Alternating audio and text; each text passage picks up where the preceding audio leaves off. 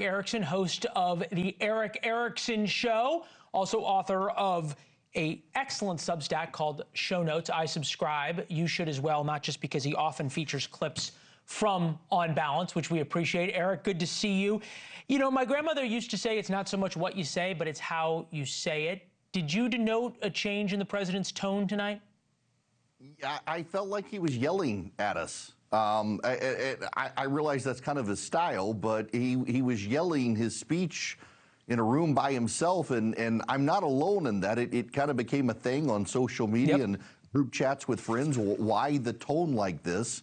I find it very notable he did it a week before Christmas. I mean, I don't know that people are going to be talking about this weekend. Now, the base is happy. I've got to tell you, I was kind of flummoxed, like, what is the point of this? But a lot of his core supporters, he's like, yeah, he's back in the fight. This is good, firing up the base he needs next year. But a lot of other people it reminded them of Joe Biden's red light speech in Philadelphia, where he was kind of yelling at the camera about Republicans. It's Donald Trump's time to yell about Democrats. So playing well with the base, firing up the base, which he needs to do. They have not showed up for elections, but the base is going to be with him. He's got to persuade independents, and I don't know that 18 minutes of yelling the week before Christmas is the way to do it. I'm going to put you down as skeptical and not convinced, perhaps. Yes. Okay.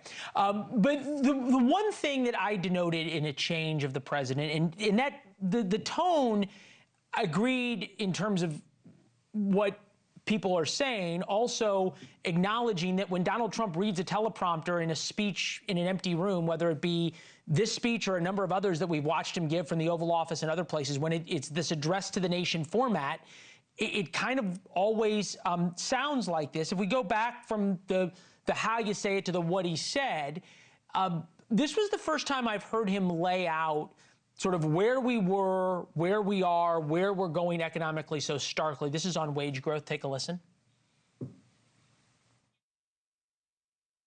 There are more people working today than at any time in American history, and 100% of all jobs created since I took office have been in the private sector.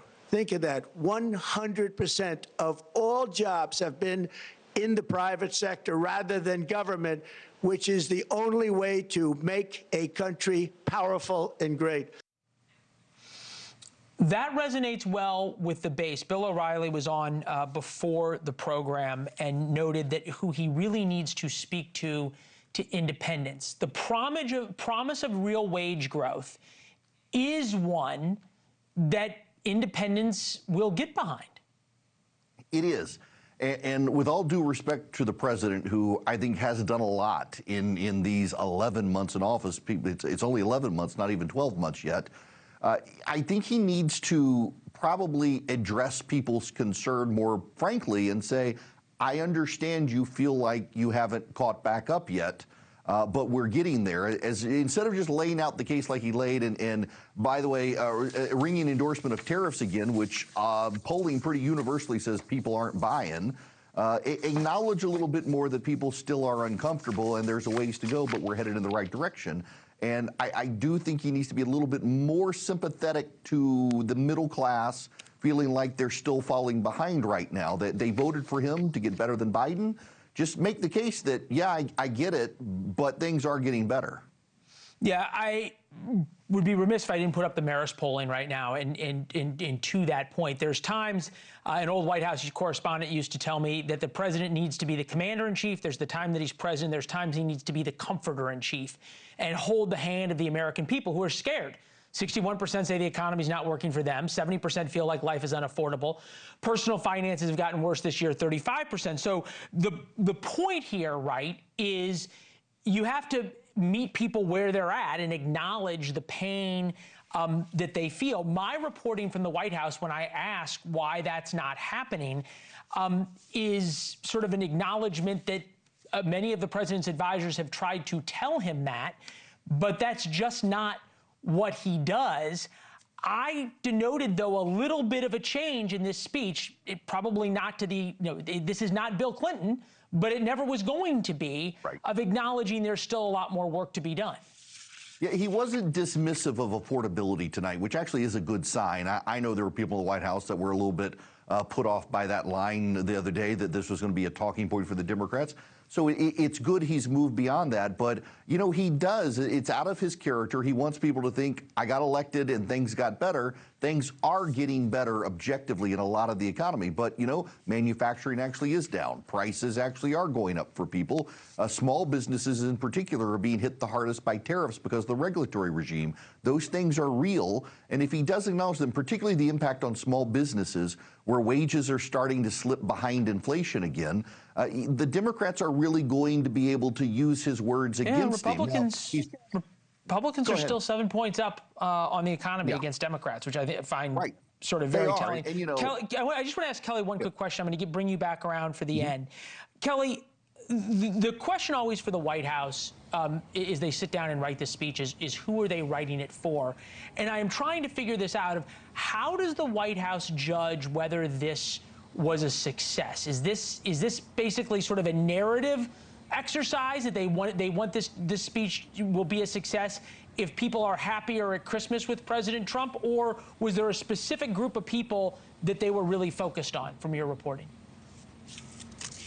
Well, I just got this text in from a senior White House official, Leland, I'll tell you, and they said that, quote, he gave one of his greatest speeches, perfect time, and made the case of why this is the greatest presidency in history. So they feel as though the president had one of his greatest speeches here at the White House tonight, speaking to the American people, that he laid out what he's done in the past year and what he's going to do in the year ahead, and made the case as to why he is, as they call him, the greatest president in history. So they are feeling pretty good, I would say, about this address tonight, and that they were able to reach the audience, and that's just coming from the last few moments.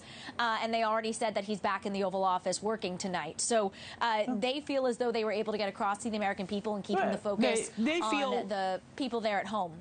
Right, and the president's staff often says he is the best messenger. When he is advocating for himself and for his view of the world, Trump is by far the best messenger for Trump. Erick Erickson, to you, that speaks to what the problem is, right? Is the problem a messaging and narrative problem? It's how people feel, or is the messaging a reality problem of what's actually happening in the economy? The president's speech, and obviously what Kelly's reporting is, speaks to the fact that the White House thinks that this is much more of a messaging and narrative problem.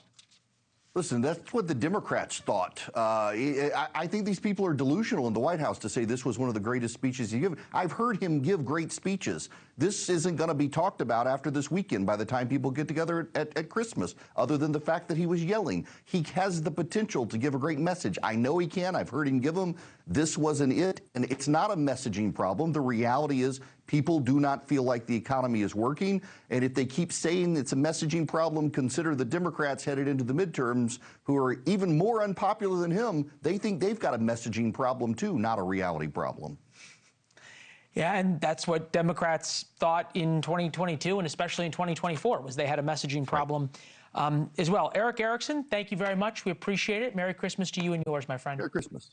Thank you for watching. Subscribe below and download our NewsNation app right now on your phone, and you will get fact-based, unbiased news for all Americans.